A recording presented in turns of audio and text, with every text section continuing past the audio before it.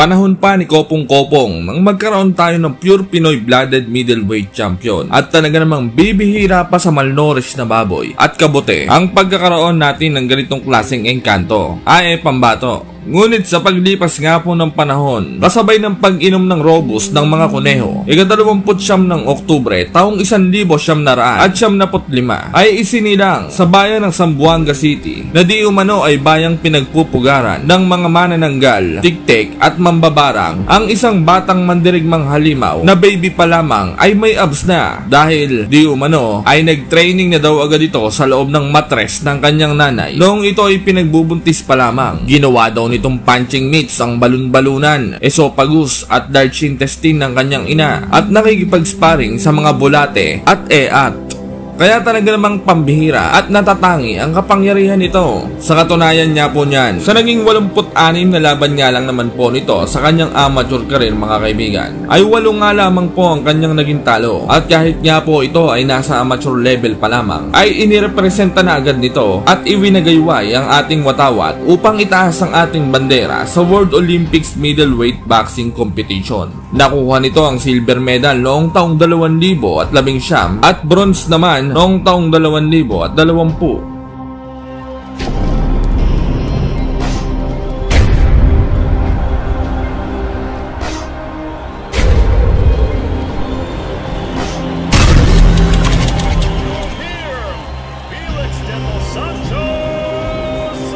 Isang taon niya lamang po nakalipas mga kaibigan, ay tuluyan na nitong pinasok ang pagiging professional boxer at una na nitong sinagupa ang pambato ng mga Amerikano na walang iba kundi si Andrew Whitfield na pinaglihi sa bunot na singlaki ng batya. Wala sa hulog ang kaangasan ng boksingerong ito mga kaibigan, dahil ayon dito ay pagmumukbangin daw niya ng jab, left hook at iba't ibang uri ng mga kombinasyon ang nguya-nguyaan ng ating bida. Gagawin din daw niyang punching bag at punching mitts ang ulo ng Pinoy fighter. Gagawin din daw niyang masalimuot at malaimbornal ang unang tungtong nito sa kanyang professional boxing career. Dagdag pa nito ay paglalaruan niya lang daw ang ating kababayan sa pinakabarumbadong pamamaraan na parang pinaglaruan ng bad trip na mangkukulang at mambabarang na 2 araw nang walang customer. Papuputiin daw niya sa kutos at tires ang balat ng ating kababayan hanggang sa magmakaawa daw ito na ipatigil na ang laban. Binalaan pa nito na wag na daw itong tumuloy sa laban kung gusto pa niyang magkaroon ng magandang kinabukasan. Sinagot naman ito ng ating bidang kababayan at sinabing in-orderan na daw niya sa Lazada at Shopee ng blackening shampoo at shampoo ng kabayo na may print pangkulot ang Amerikanong bastos at mayabang bilang pagbibigay pugay at respeto dito. Sinabi rin ito na wag daw munang magbibilang ng itlog kung hindi pa nanganganak ang sisiw. Napakayabang daw nito at talaga namang ubod ng hangin. Tsaka na lang daw siya dumada kapag tapos na ang laban. Baka daw sabunutan pa nito ang bornik nito kapag di siya nakapagpigil at gawing pangsiga ang bulbonic meningitis nito. Kaya naman sa mismong laban ay ginimbal ng ating bidang halimaw ang Amerikanong tirador ng adobong plaes at pinakitaan ng mga lumalagablab na BBC punch combination. Kaya naman tinubuan ng malaking kulane na may pigsa sa loob ang kanang pisngi ng maangas na Amerikano dahil sa matutulis at malasing bigat ng isang buong bahay na suntok ng ating bidang halimaw mga kaibigan. Dahilan upang makamit nito ang panalo via unanimous decision.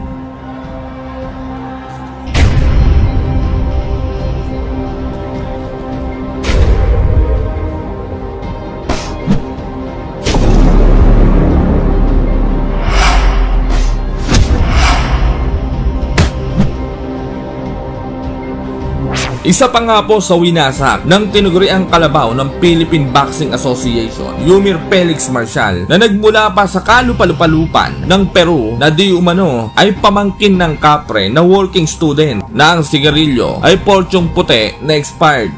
Sa pagkakataong ito ay medyo mabait at mapagkumbaba ang kalaban ng fighter natin na ito mga kaibigan, dahil di umano ay babaldahin daw niya ang ating bidang kababayan sa pinakawalang respetong pamamaraan. Pagagapangin din daw niya ito sa ibabaw ng parisukat na lona hanggang magmakaawa na parang bulating pinagapang sa dagat-dagatang muriatic acid na may magic sarap. Dagdag pa nito ay ang liliit lang daw ng mga Pinoy at gapasipayer nga lang daw ang mga sandata ng mga ito. Kaya naman siguradong taba at hangin lang daw ang laman ng pangangatawan ng ating bidang kababayan mga kaibigan. Dahil hindi naman daw sanay lumaban ng mga Pilipino sa matataas na dibisyon Kaya sigurado daw siyang easy fight lang daw ito para sa kanya. Sinabi rin ito na siguradong natatakot at naduduwag na ang ating pambato sa kanya, lalo na nung naglabas siya ng video ng kanyang training. Sinagot naman ito ng ating bidang Halimaw at sinabing wala daw siyang kinatatakutan at kahit maglaban pa daw sila sa harap ni kamatayan ay papalagan niya ito ng inam. Kahit itali pa daw ang kaliwang kamay nila habang nagsasaksakan ng balisong, papalagan niya daw ang hambog na Amerikanong ito. Kahit niya manghiram pa daw ito ng karit kay kamatayan, walang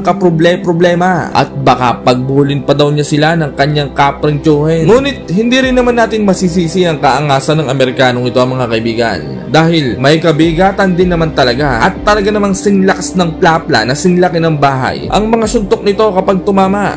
At pagdating naman sa laki ay talaga namang napakalaki nitong pamangkin ng kapre na ito mga kaibigan. May taas nga lang naman po ito na 6'2.5" at may haba ng galamay na 73 inches. Samantalang ang ating bidang Halimaw naman ay may taas na 5'7" lamang at may reach na 68 inches. Kasabay ng pagbukas tikom ng puwet ng mga gansa sa ating likas na yamang tubig, ikasyam ng Abril taong 2022 ay tuluyan ng naikasa ang laban ng Isaiah Hart ng Amerika kontra kay Yumir Felix Marcial ng ating bansang Pilipinas. May kartadang 6 na panalo, 4 ay tinapos sa pamamagitan ng knockout, 2 draw at 1 talo lamang ang Amerikanong half kapre. Samantalang ang ating bidang Halimaw naman ay may 1 panalo at 2 laban pa lamang sa kanyang professional boxing career. Unang round, ang laki ng Amerikano, grabe, malatik balang. Samantalang ang ating bidang mananabas naman ay agresibo na agad.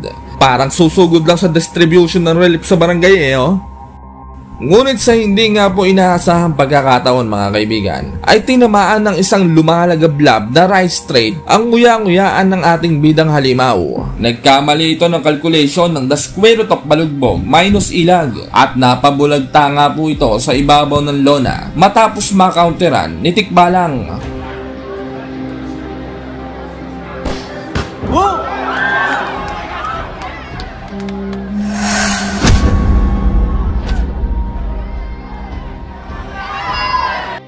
Halatang nahilo ang tiniguriang kalabaw ng Pilipinas mga kaibigan dahil mapapansing medyo mabagal ang pagkakatayo nito. Ngunit kita naman na kaya pa rin naman itong lumaban.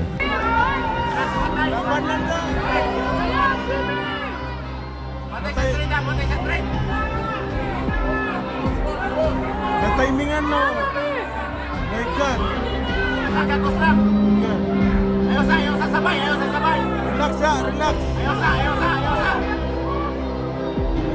Sprint, mer. Pantay sa sprint.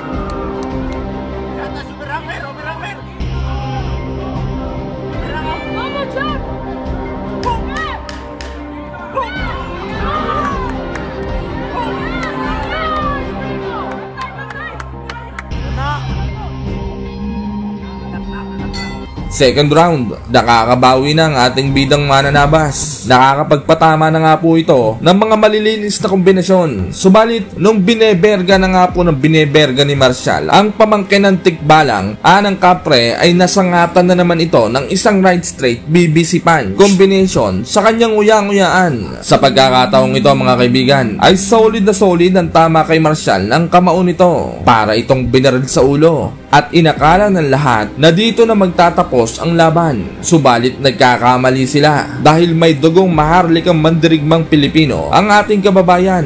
Bumangon itong muli at patuloy na lumaban.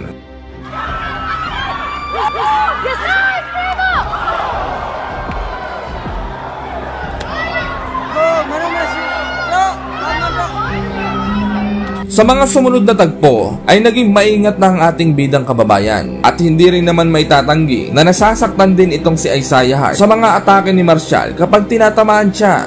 Sa katunayan niya po mga kaibigan ay napapatakbo nga po sa mga suntok ni Marshall ang kanyang kalaban. Kaya naman natutukso itong umatake at bumato ng bumato ng mga suntok. Subalit matinik din talaga itong tikbalang na ito mga kaibigan dahil sa huling sandali nga po ng round 2 ay muli na naman itong napabagsak sa pangatlong pagkakataon ang ating bidang pambato matapos kumonekta ang BBC right uppercut combination sa mukha ng Pinoy.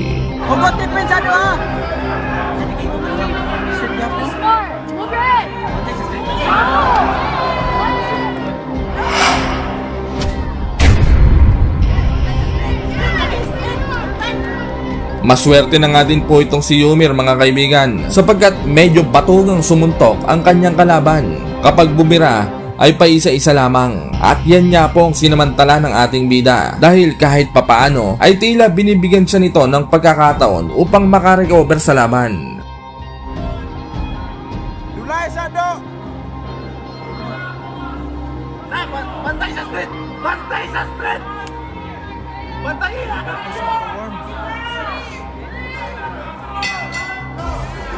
Sa round 3 naman, medyo na-dominate na ni Marshall ang laban dahilan upang ibigay ng mga hurado ang 10-9 score para kay Marshall.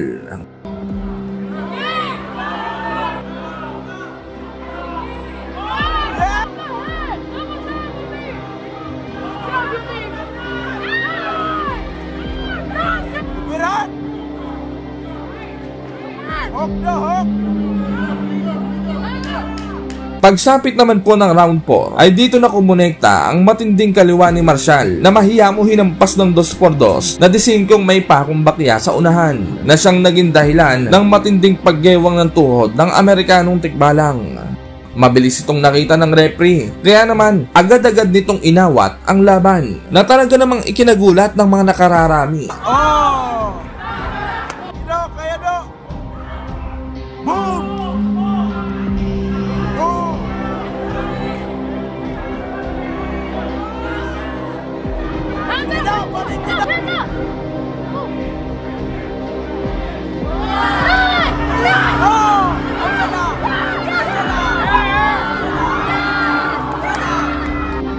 At dahil nga po sa stoppage na ito mga kaibigan, ay nabalutan ng kontrobersyal ang laban na ito. Umani ito ng samut-saring mga reaksyon sa social media. At ayon niya po sa mismong writer ng The Ring Magazine na si Ryan Songalia ay medyo maaga nga daw po ang pagkakaawat ng referee sa laban. At bagamat lamang ang Amerikano sa scorecards na may 29-26 sa lahat ng mga hurado, ay labis nga daw po ang pagtataka nito na wala ni isang hurado ang nag-score ng 10-8 para kay Isaiah Hart noong round 1 kahit na nakascore pa ito ng knockdown. At ito nga po ang opisyal na scorecard ng mga hurado mga kaibigan. Pagmasdan nyong maigi. Ano sa tingin nyo mga kaibigan? Satisfied ba kayo sa pagkakapanalo ng ating bidang halimaw? At sang-ayon ba kayo sa stoppage na ginawa ng referee? Comment lang kayo sa baba at babasahin natin yan isa-isa.